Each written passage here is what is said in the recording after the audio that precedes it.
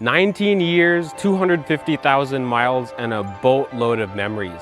The second generation Honda Odyssey is probably one of the most well-known minivans out there because there's still so many of them rolling around right now.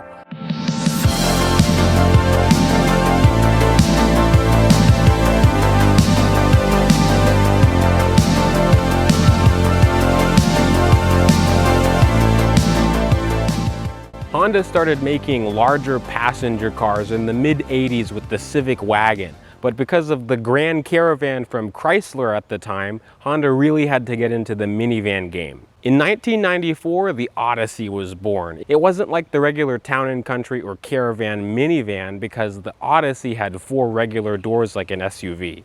The late 90s was really when the world of minivans started to boom. Toyota had the Sienna, the Ford Windstar wasn't a forgotten relic, and Honda really wanted to play in the minivan game. In 1999, Honda released the second generation Odyssey, which was substantially bigger and more spacious than its predecessor. These vans are also known as the Honda Le Great in Japan.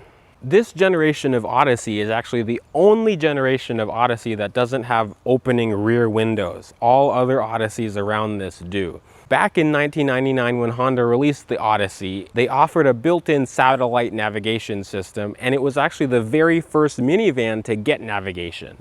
They first came out with a 210 horsepower, 3.5 liter V6 and a 4-speed automatic. Younger models like this one have a 3.5 liter V6 with 240 horsepower and a 5-speed automatic. There's something about the transmissions in these Odysseys. They were plagued with problems. From 1999 to 2000, those Odysseys had a 4-speed automatic transmission, which was horrible.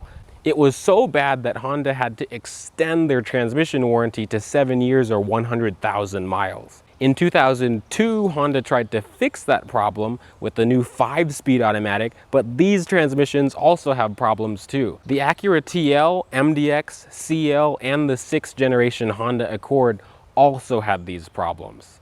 This Odyssey in particular is a 2002 EX with leather and the rear entertainment system. It has almost every option that you could get except the factory navigation system. It even has the tow package.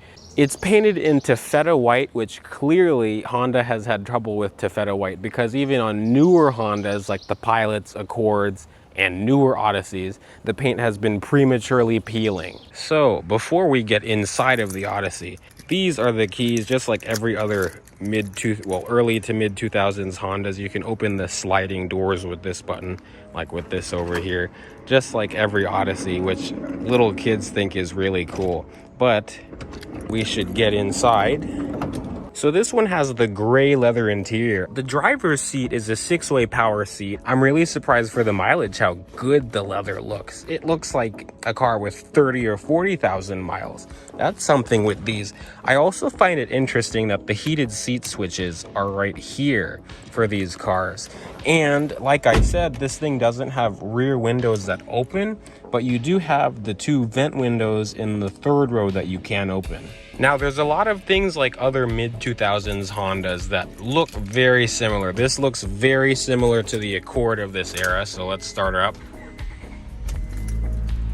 So this one does have a unique steering wheel to these vans. The Accord did not have this wheel. It's a 4-spoke leather wrap wheel, feels nice. And then the gauges look just like the Accord's gauges, except, you know, this little van diagram over here. 251,261 miles. This thing is a trooper. Over here are the sliding door controls, traction control, which doesn't seem to work. Cruise control on and off is over here, and then the mirrors. The center stack over here is pretty interesting. You don't usually see this in older vans anymore, like the column shifter. I love the column shifter in these. It just feels like a van, you know, or just like a utility product. But the whole center stack over here is pretty basic, and honestly, I like it. The climate controls are easy to navigate. The one thing that I do see is, at least when this is in park, you can't see the front temperature control, but this is for the rear. It is automatic climate, which is also nice. This is the part of the car that really dates it. It has an AM/FM radio. Since this one does have the rear entertainment, you can control the rear. It also has a tape deck over here too. Early models had a VHS tape player for the rear entertainment system, but the newer ones like this have the DVD system.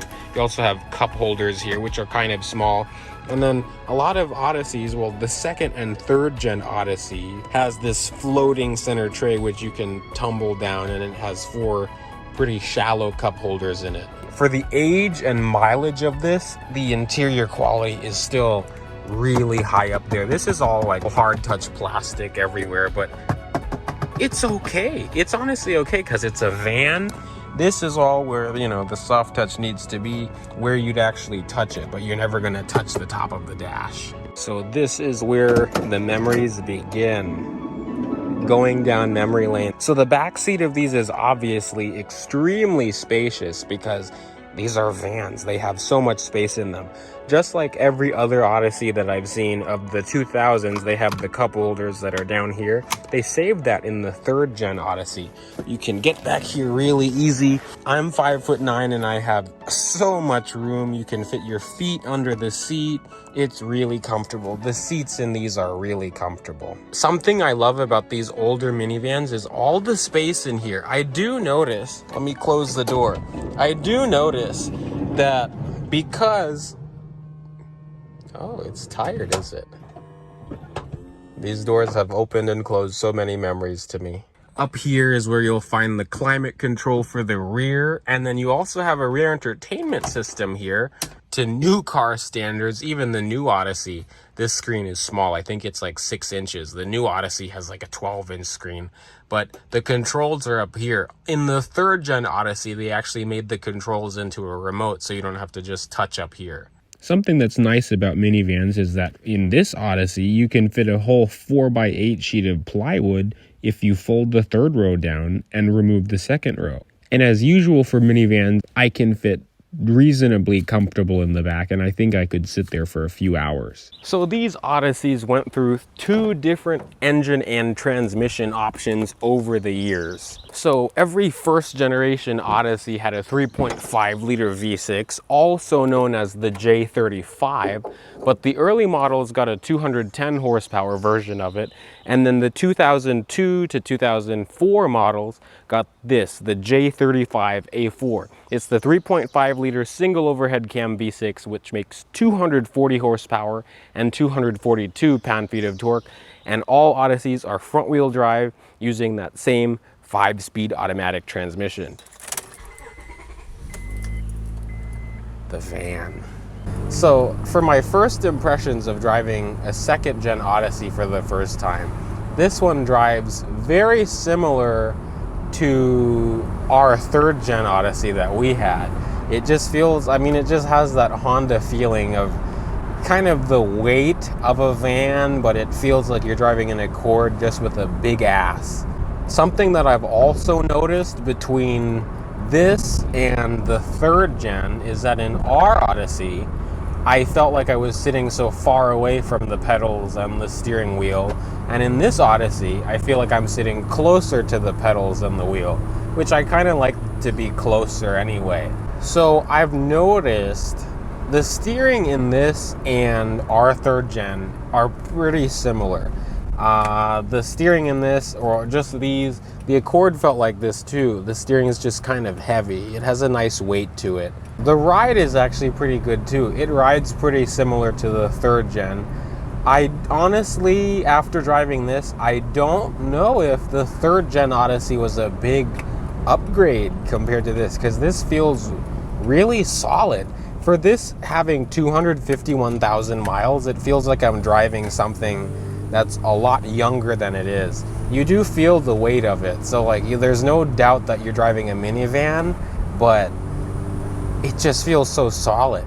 Something else, I don't know if people have noticed hearing these things, it's not even like there's an exhaust leak, it's just these are louder. These have some sort of interesting exhaust buzzy noise to it. That's how you know one of them is coming. The last thing I wanted to talk about, I'd say, is the handling. I know I've touched on it before, but I've not been driving this that fast, but for the corners that it does take, it's pretty flat for being a van. And like I've said, you definitely do feel the weight of it just in how it accelerates. The acceleration is pretty similar to the third gen. I know some people have said that these feel faster than the newer ones, which I don't know. Maybe they're light, maybe these are a little bit lighter, but I'm not exactly sure.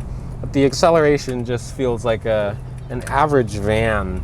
And the engine of these sounds good too. I know some people that have put cold air intakes on their vans, and they've sounded pretty cool.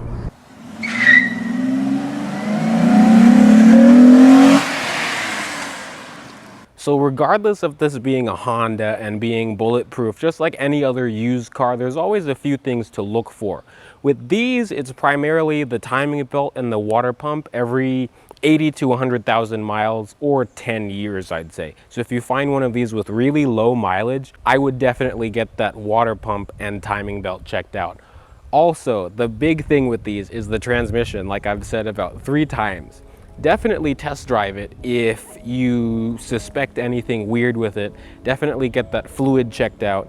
Definitely make sure that it is good to go and you don't have to worry about anything. I also recommend finding service records for any van that you're looking at.